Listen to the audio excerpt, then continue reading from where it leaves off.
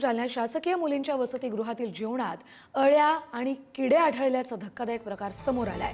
अंबड तालुक्यातल्या वलखेडा इथल्या शासकीय मुलींच्या वसतिगृहात ही घटना घडली आहे। या गंभीर प्रकारानंतर संतप्त विद्यार्थिनींनी थेट अंबडचे तहसीलदार विजय चव्हाण यांच्याकडे धाव घेत लेखी तक्रार सादर केली आहे आणि आपल्या समस्यांचा पाढा त्यांच्यासमोर वाचलाय।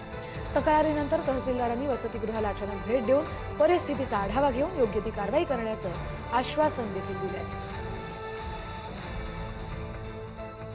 सगळ्यात प्रथम एक जो मुद्दा आहे तो म्हणजे हॉस्टेल आमचं अस्वच्छ आहे, त्याच्यानंतर पाणी पण जेवण पण सगळ्या मुलींना चक्रा उलट्या संडास बऱ्याच मुलींना असं कालपासून 2 दिवसापासून मुली आजारी पडते आहे। सर येतात आहेत, फक्त चौकशी करता येते जात येते। सर म्हणतात की आम्ही बघितलं चेक केलं आहे, पण तरी पण आहे ना रात्री काल परवा भरण्या वगैरे सगळं उघडंच आहे, भरण्या मसाल्याच्या भरण्या वगैरे सगळं उघडंच आहे, पाणी पण उघडंच आहे, त्याच्यावर चादर झाकलेली आहे, अक्षरशः त्याला झाकण नाही आहे। वसतिगृहात कुठल्याही प्रकारचं प्रथम उपचार सर्व्हिस अवेलेबल नाही आहे, जी की अत्यंत योग्य अत्यंत महत्त्वाची असते, ती नाही आहे। परत स्वयंपाकात जे पण बनवतो ते सडलेले सडलेले अंडे त्या अशा प्रकारची भाजी बनवून मिळते।